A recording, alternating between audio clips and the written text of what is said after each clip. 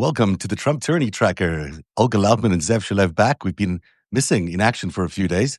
Partly we both have been under the weather a little bit, but also busy. You've been busy, Olga. You've been doing so much. I'm busy and I'm so sick. I'm like beyond sick.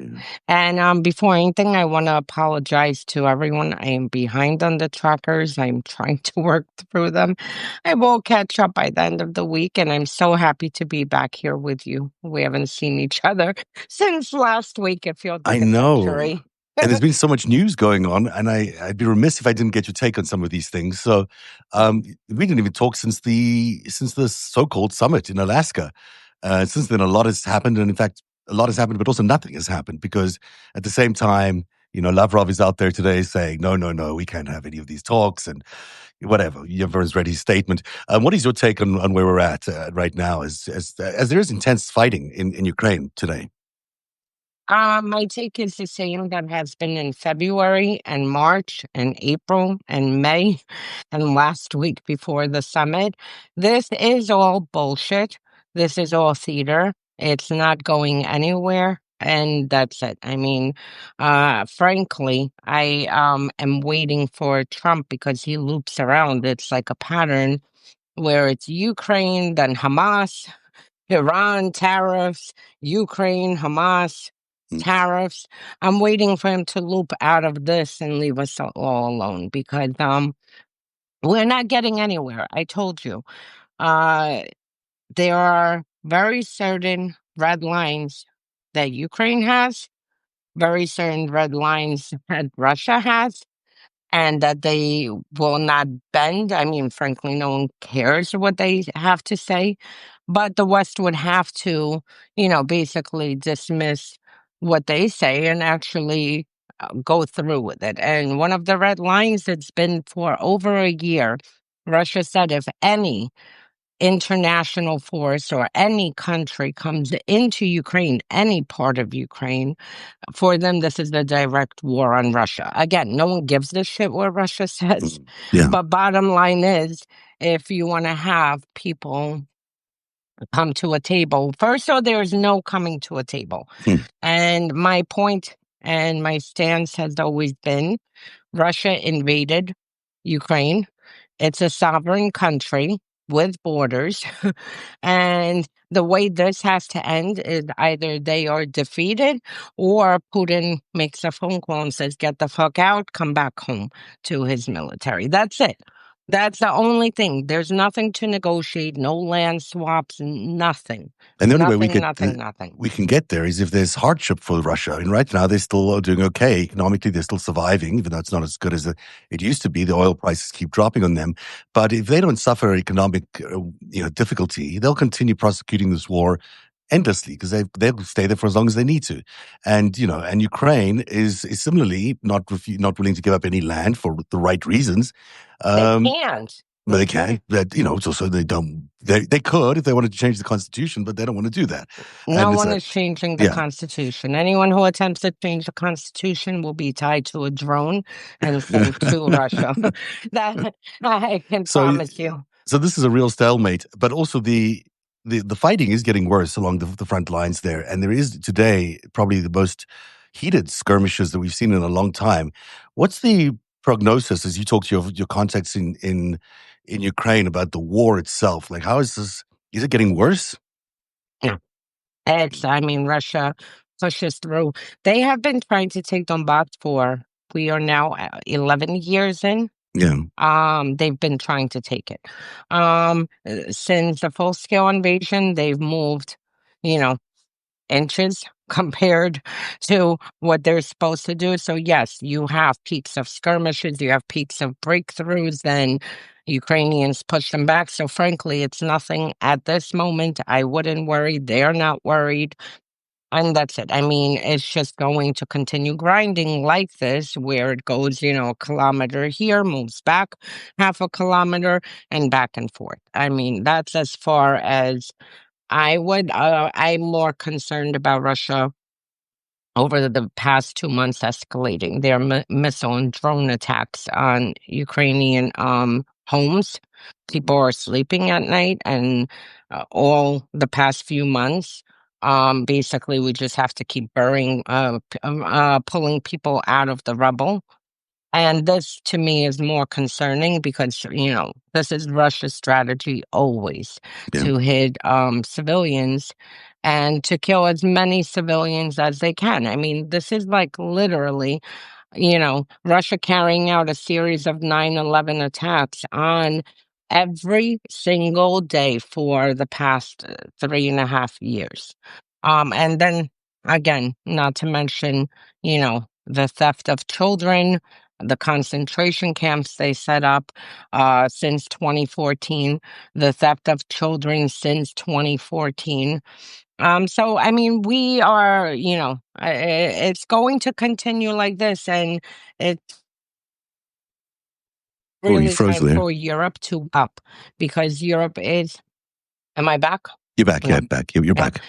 Europe needs to wake up. They need to help Ukraine defeat Russia because Europeans understand if Ukraine falls, that Estonia is next, Poland might be next, that Russia's not stopping.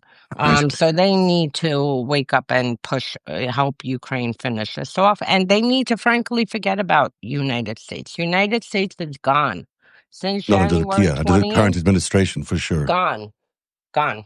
Let's talk about that other piece of the summit that came out. There's sort of the news surrounding the summit, but it's just as important, if not more important, is that Trump announced plans to ban mail-in ballots and eliminate voting machines.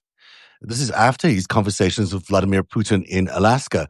Um, it's really an unusual statement to be making in the middle of these talks about foreign affairs, but the election officials are warning this would cripple U.S. elections, invite chaos, and hand Russia new openings to interfere. What is Putin's interest and sudden interest in mail-in voting in America?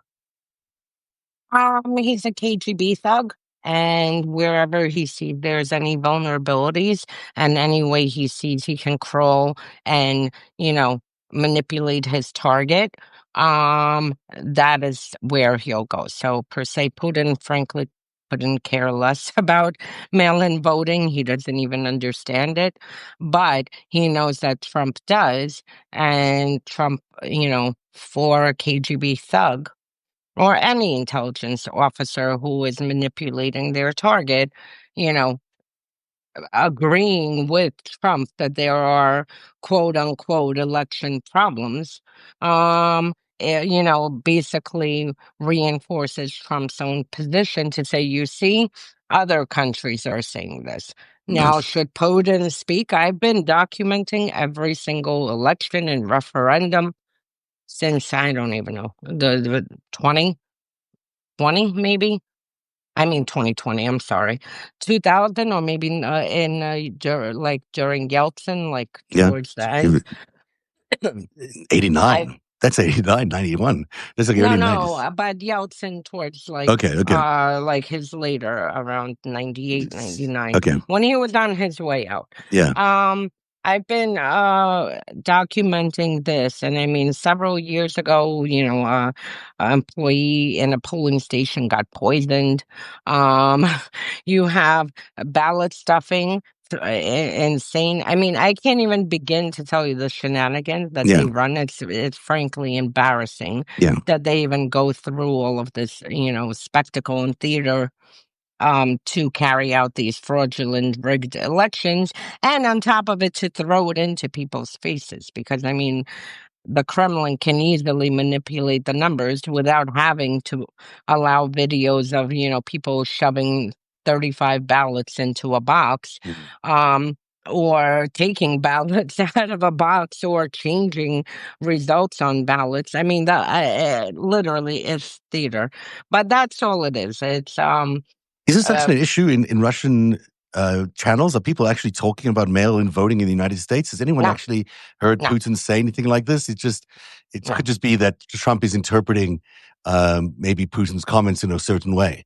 Because, did he actually talk about mail-in? I think Putin talking to Trump basically said, your elections are, rigged and you should have won 2020 and you should, this mail ballot voting. Like I said, he is a trained intelligence Mhm. professional. Mhm. He knows how to target. If Trump was, obsessed with strawberries, Putin would show up with a basket of Yeah. strawberries. Yeah. So he knows what his target vulnerabilities are, interests are, and he knows how to manipulate him based off of that. So I just that's wrote about all it that is. in the latest greatest heist chapter, which came out yesterday. Look at all about Trump's vulnerabilities and how he was co-opted as an asset over 12 years in what seems to Yeah. be quite a deliberate assault on him. Um, or at least the targeting of him. I wouldn't call it an assault. In other Trump tyranny tracker news today, Trump has accused the Smithsonian of overemphasizing the horrors of slavery and ordered museums to revise exhibits to align with his regime's view of American ideals, whatever that might mean. The directive gives the museums 120 days to change the tone and historical framing, continuing Trump's broader effort to sanitize U.S. history and erase any diversity initiatives. This is, there's aligning things with his vision, but there's also completely whitewashing slavery. I mean, we know what happened. Well, this goes back to what they are doing, and they basically are not only trying to roll back civil rights, or not even roll back, eliminate civil rights and all the progress that has been made, but they also want to rewrite history. And yesterday, I actually put on social media that, it is outrageous because this is exactly what happened in Russia. You have Putin who has spent the past few decades rewriting Stalin's atrocities, closing the Memorial Museum, and not museum, Memorial NGO. Institution that was compiling for decades all of Stalin's atrocities. Now, just a reminder, Stalin killed 5+ million in a genocide against Ukrainians in Holodomor. He killed millions of other, how you call it, ethnicities, eliminated completely ethnicities. This is a monster. His murder rate is upwards probably 15 million, maybe more. And Putin for the past few decades, literally, and like I said, Memorial was how you call it, shut down, labeled a foreign agent. People were arrested. Um, and Trump, is following Putin's path of rewriting history. And we're not seeing it just once. The impeachment thing with Smithsonian, you know, the how you call it, insurrection, he's forcing them to soften. And now he just wants to eliminate slavery. And this goes back to this Christian nationalist extremist far right gross agenda of rewriting uh, how America was founded and what happened to slaves and the fact that they are the ones who built Washington, D.C. And it's disgusting. But this, rewriting of history drives me nuts, especially when you start targeting cultural institutions. And if you go into Russia, everything from an opera to museum to everything has been co-opted by the state. There's zero free thinking in that country. Mhm. Let's move on to the next story. Oklahoma will require teaching applicants from New York and California to pass a 50-question America First test designed by PragerU, covering civics, religion, and gender. State Superintendent Ryan Walters says the goal is to keep out woke indoctrinators, even as the state faces a severe teacher shortage. The state is now screening public employees based on ideology. Really, it seems more than the state of their origin. So this is unprecedented. I've never heard of anything like that. No, and this again goes back to the broader Republican agenda of basically forcing all school systems to, conform with their for ideological conformity. We see Trump from day one, attacking all universities to try to enforce ideological conformity, to remove DEI, to oversee who they can hire, what they are teaching. And now you're seeing it trickling down to other schools. And the whole point, and I hate to keep saying this is Russia, but this is what Russia is like from the minute that you walk into school. As a toddler, you are basically indoctrinated to see the state as the Kremlin wants you to see. Yeah, yeah. And that's it. And this is exactly what they want to do here, except here you cannot do this. You cannot, I'm sorry, you can't erase slavery. You can't force, teachers to say, well, slavery, really never happened. Or like, who was it, Trump or one of his officials who said, oh, well, this was actually a job upgrade for them. You remember that of last year? I do remember the story. I just don't remember the details of it, but I remember Yeah. just discussing it. Yeah. Look, I mean, this is the contrast to that is what's also happening in the Department of Homeland Security, where a speechwriter named Eric Lendrum has been exposed for spreading hate speech and extremist conspiracy theories online, including defending January 6th insurrectionists, promoting the racist Great Replacement theory, and comparing conservatives to Jews in Nazi Germany. His posts also encouraged violence against pro-Palestinian protesters and attacked LGBTQ plus people. Yet he still remains employed at the DHS, but people can apply for teacher posts in Oklahoma for, being woke, so to speak. Yeah, and you see, like I said, Trump went after universities like from day one under the guise of anti-Semitism. Meanwhile, you can literally, it's like you need several hands to count all the anti-Semites, all the Nazi supporters who are being have positions in his regime and agencies. I mean, it's not only this one. You have had, I think, every week we're discussing another one who either, freaking painted his face like Hitler or supported a Nazi, how you call it, apologist. So, I mean, this is what is happening. And it just shows you that this whole anti-Semitism, agenda that Trump is doing across all universities, that this is a lie. This is just another reason for him to target, people in order to push his agenda. One of our viewers is saying here that Russian President Vladimir Putin in May 2020 approved changes to the country's electoral law. This is the Russian electoral law, allowing Russians to vote electronically or by mail. Is that true? Because I remember that he didn't actually sign this. Yeah, he did do this, but again, it had to go through a referendum because that when Putin wanted to run for to extend his term, he actually had a referendum across the country. Basically, it was in September. Basically, to get the majority of the Russians to approve this constitutional change, which again was so rigged. I mean, the amount of videos I have from that referendum. But yeah, they do have some kind of electronic voting. I believe it was in 2020 or maybe 2019 that they did put it in and allowed it.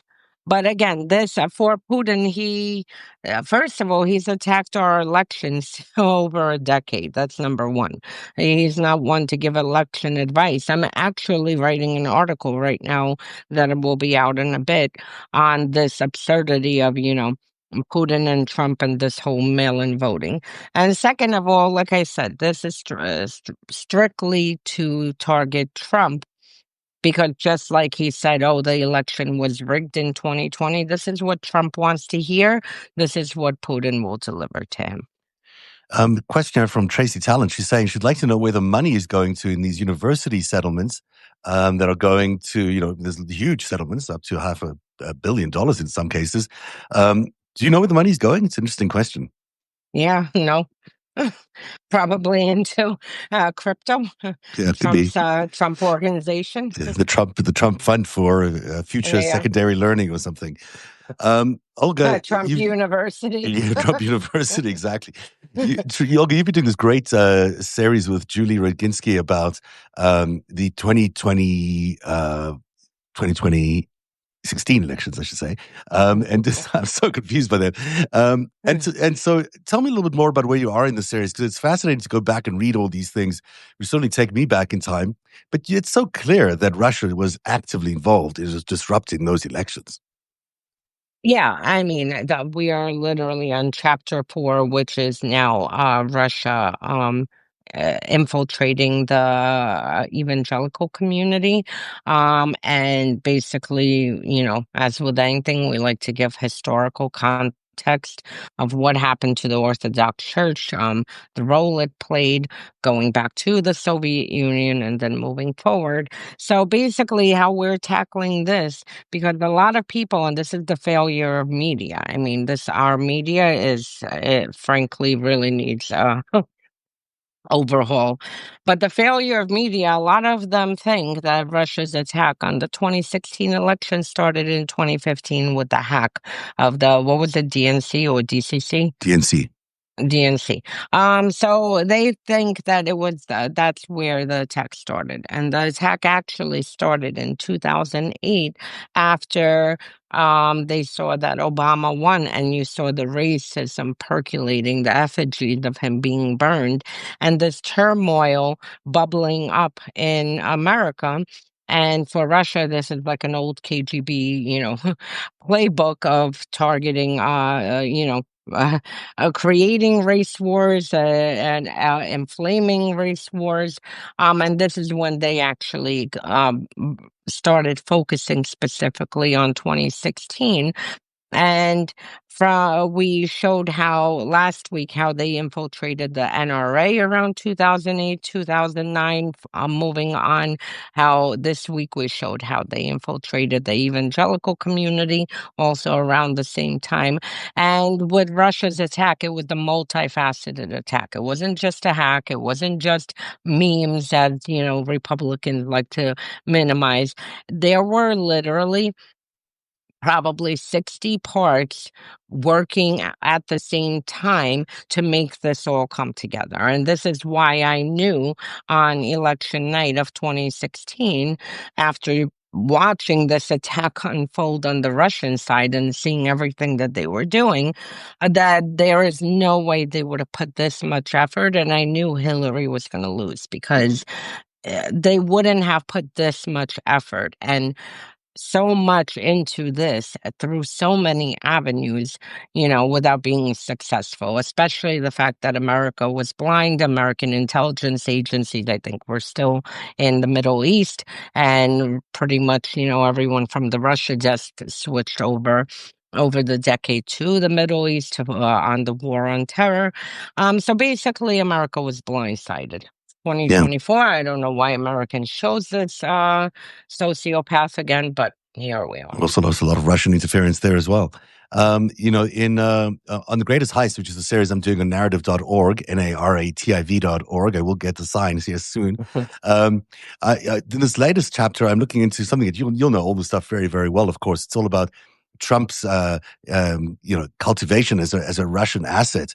And one of the things that struck me as I was doing the research for this chapter is the connection that it all has to the sort of 1976, early 80s policy of the KGB to really extract $50 billion out of the Russian economy, out of the Soviet economy, and plant it in the West, and how they were looking for people like Robert Maxwell to do a lot of that moving of the money, and he was taking percentages of that, and how, if Epstein is a product of Robert Maxwell or an heir apparent of Robert Maxwell, that's one thing. But the other thing is how that all ties into Trump's, cultivation as an asset, because it was in fact Maxwell who sealed the deal in that meeting that they had on that yacht in 1989, I believe.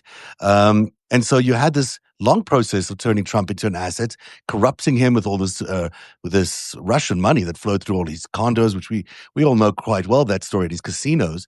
But connecting all these dots to Epstein and connecting all these dots back to Maxwell and Mogilevich is actually very interesting for me. It is. I'm sure you've known all this stuff, but I think I am the world expert on Mogilevich. I literally have, for the past decade, anyone in Europe or Israel, frankly, anywhere who needs information on him, I mapped out his whole network. And know everything, all his activities, his names, his entities, all his schemes. I mean, literally, that man, I lived And he really in is it. the center of this whole operation. This operation that sort of ended the Soviet Union as we knew it, and infected the West with all this $50 billion that they've landed up having in different ways, corrupting our system, including through Donald Trump. So yes, he is one part of it. I actually remember speaking to Kalugin, who used to be head of the Directorate for Counterintelligence for KGB, and he obviously knew and was involved with that $50 billion being transferred. They started transferring it out mid 80s Mm. because the KGB was getting an assessment that the Soviet Union was becoming weaker, and they wanted to have money overseas. As in the case, the collapse does happen because at the end of the day, the KGB, just like the CIA, there a lot of them were analysts, and their job was to make short-term, um, midterm and long-term assessments. So they started moving the money, and yeah, they used Maxwell Forward. Mogilevich, they started using him around, I believe it was 88 when he left to Israel. So around 88, they started using him. Prior to that, he really didn't have that much of a role. And Bernstein, they started using a drop earlier. I believe it was 84 that they sent him out to Canada, and he established a whole network inside of Canada. And yeah, they were looking to park money.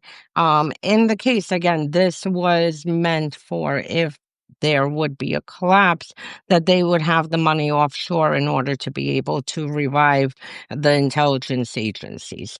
And then we saw after the collapse in 91, I mean, the FSB was in disarray because like 91, 92, 93, up to 94, the FSB and the SVR were, still trying to get used to this new country that they were, serving for.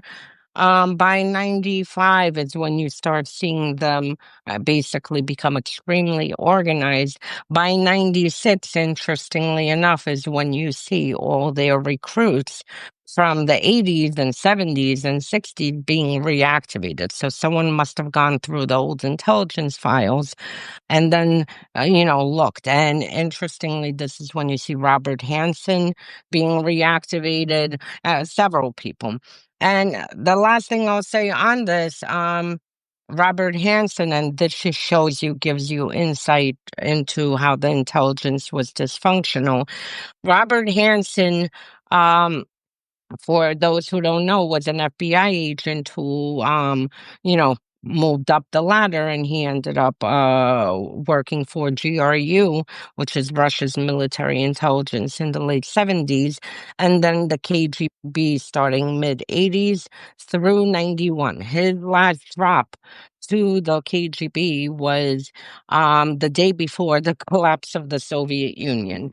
So that was his last drop, and he in, I believe, 93, went to the Russian embassy and gave his code name because he wanted to be reactivated. I guess funds were drying up. Mm. And they were so angry that they reported it to the State Department, and they said, "We're trying to cooperate with you. Why are you trying to set us up?" And that report went overlooked at the State Department. And then by 96 or 7, Hansen gets reactivated and finally continued selling secrets to the Russians, now the FSB, until 2011, I believe, when he was finally arrested.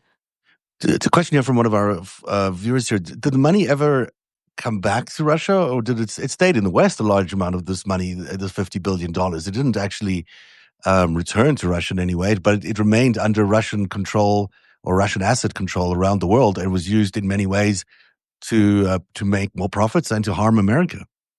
Well, no, it did come back. You had money put out, and then when they needed it, they can easily move it back. But the problem is that they need a clean money, and the way to get clean money is to put it into investments or real estate, and then to cash out and to move it back. So some of it did come out, and then the rest stayed in the West. Then you also had, don't forget, oligarchs who were doing it for their own reasons, Right. hiding money overseas in order to protect themselves, because anyone with, Soviet mentality understood the state can strip you in a split second. So, they wanted to have some kind of like their own insurance security for themselves. So you had it recycling back. For as far as funding operations, they set up new companies to fund a lot of the operations, because Russia acts, Russian intelligence, they act very compartmentalized.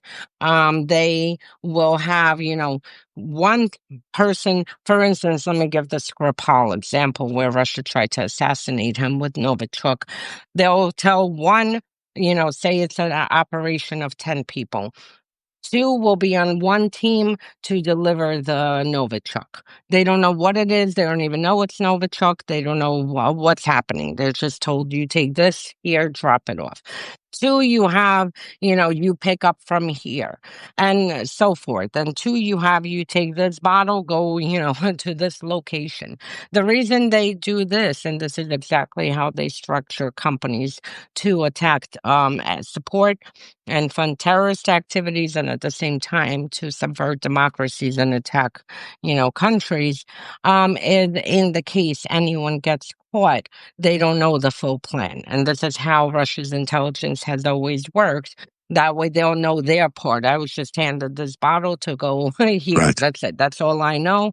And that's it. And that way the rest of the plan, one, they can prevent their operatives, others, from being unmasked. So if, out of a team of 10, 2 get caught, 8 are still safe and have not been unmasked. Don't get So exposed. they're very, very, they operate. And that's the same way they operate with companies. So a lot of it stayed in the West. A lot of it, then they opened a whole new series of companies, and had banks that were moving money, and whatnot.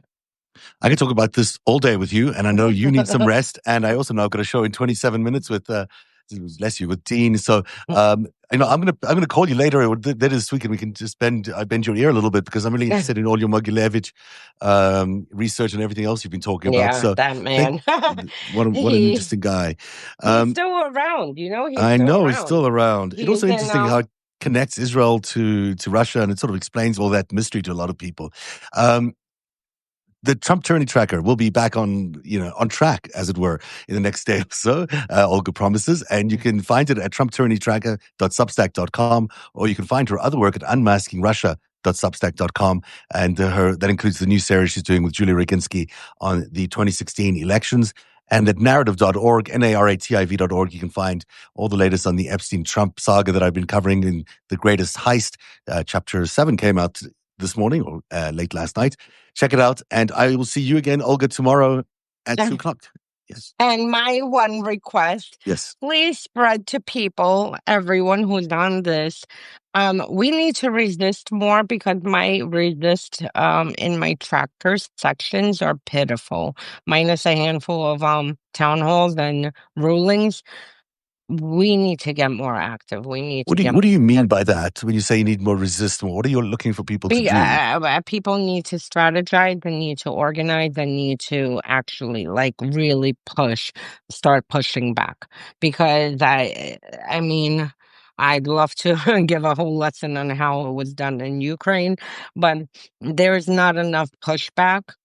Not from the population, and not from the lawmakers, and not from the courts are the only ones who are pushing back. Yeah, but the fact that we have military right now in DC, literally taking over our capital, And the fact that there is not more organization to stop this insanity. I It's mean, it's coming to every major left city in America. That yep. this is they're playing out the book right now, and we'll see it in everywhere from Washington State to New York to LA in the next few weeks, unless the courts stop these. So you're absolutely right about that. Yeah. My poor resistance. I see a town hall. I'm like, yeah, town hall, which is good. Attend every town hall. Please, please, please. This is good. It's at least making news. But we need more strategy. It can't be scattered efforts. This really, like, people need to come together, put together a strategy. This group of people makes phone calls. This group of people calls this group of people, goes and organizes for protests. This group of people is going to, reach out to their state attorney generals and all their state things. Like, it has to be a strategy and it has to be organized. It can't be just like pieces where everyone's doing their own thing, because we're really going to sleepwalk into a freaking full police state. We seem to be doing just that, so hopefully we can stop it. Thanks for that very important Have fun note. on your five stack. We will. I got to make it to it. Going to find 5 stories. I'll see everyone at 3:00 with Dean Blundell. And thank you, Olga. Feel better. We'll see you tomorrow. Oh, see you Monday. No, what are we talking about tomorrow? Tomorrow. Bye. Oh, dear. Bye.